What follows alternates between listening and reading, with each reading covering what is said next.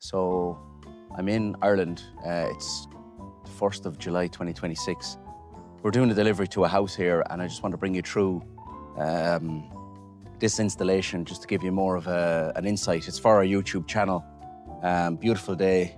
So van is here. We've delivered up all the heaters. So I'm going to bring you inside and just talk you through the whole design and what we've done in this house. So when we come to site, originally, the client would have sent us the plans. We would have done up to spec. It's a brand new house. It's a nice size, 150 square meter house. We would have done up to spec. The client actually met us at one of our shows that we do. And we had everything on display. So we talked them through to send us the plans. We'd done up to spec.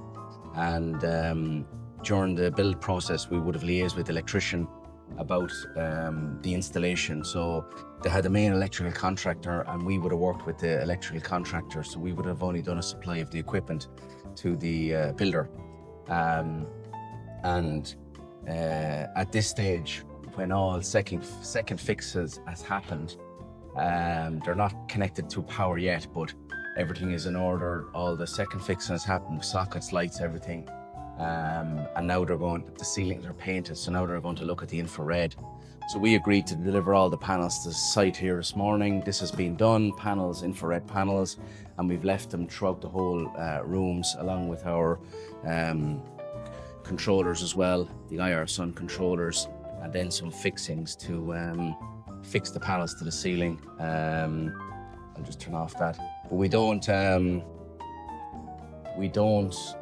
fix only to the ceiling, use plasterboard fixes. We also recommend to fix to the timber joists above. Well, it's a must, and not to rely on the plasterboard. So this is a 3-bed house. So the first room is a bedroom. So that's a 700 watt heater. And then you can see where the electrician has left for the fuse spur. Your fuse spur up there, which needs to be accessible. And then the wiring for the thermostat. And there's the wiring for the heater here. So the heater will be ran along that way, 200 mil from any fixing. The bathroom then, you see the heater in the middle, and they put some LED spots either side. So the heater will be ran here.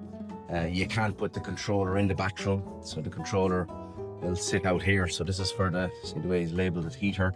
And then you have an isolation switch again. We've a walk-in wardrobe then, and then the main bedroom here. We've a larger heater in this because of the room size. And then we have the stat here and the fuse spur above. So every room is sized to the size of the room, the ceiling height, the number of exterior walls. These are the panels for this room, which is quite big. They're a 1200 watt heater. So these heaters will have a 15-year warranty. The heating element is certified for 35 years.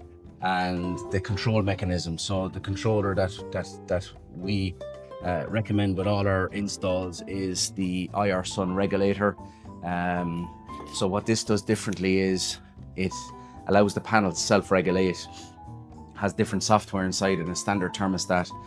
If you use your generic thermostat, you're just simply turning on and off a heater. So when the temperature drops, your heater will come on and blast. Whereas this will allow a percentage output of the heater, improving comfort level, efficiency, and it's just a much better way to control infrared. It'll also record energy consumption, so this client can see how much energy they're spending every month. If we look at the cost, so what the client would have spent here, they were able, well, if they had to go with their conventional heating system, being underfloor heating and a heat pump, they were able to spend the same money that they would have spent. They were able to get their infrared and solar. So there's solar in this house as well. And the solar will offset some of the running costs, especially during the summer where they can feed in, depending on feed-in tariffs, they can feed in and take back that electricity in the winter. But that's July 2026. If that'll continue, I don't know. But overall, the fact that you can store energy at night, so the storage of the energy at night will reduce the running costs during the day, so you're balancing the load. That's a very, very good way to reduce your running costs on the infrared. So in a roundabout kind of way, with coefficiency of a heat pump, converting 1 kilowatts to 3, you're actually doing the same thing with batteries, because you're buying power at 10 cents a night rather than 30 during the day. So you're using the batteries to reduce running costs. So all in all, you know, that's quite interesting approach as well. So the most important thing is to get the sizing right, get this looking at the ceiling heights, the level of insulation, the floor, number of exterior walls. That's what you need to look at when you're sizing the infrared system. Most importantly, the regulator controller, and also more importantly, that the controllability is very important, and the quality of the infrared panel. So the quality being that this system, no maintenance, no moving parts, will last for 35 years and they don't break down. So that's it. So look at our other videos and check out infraredheat.ie. Thanks for watching.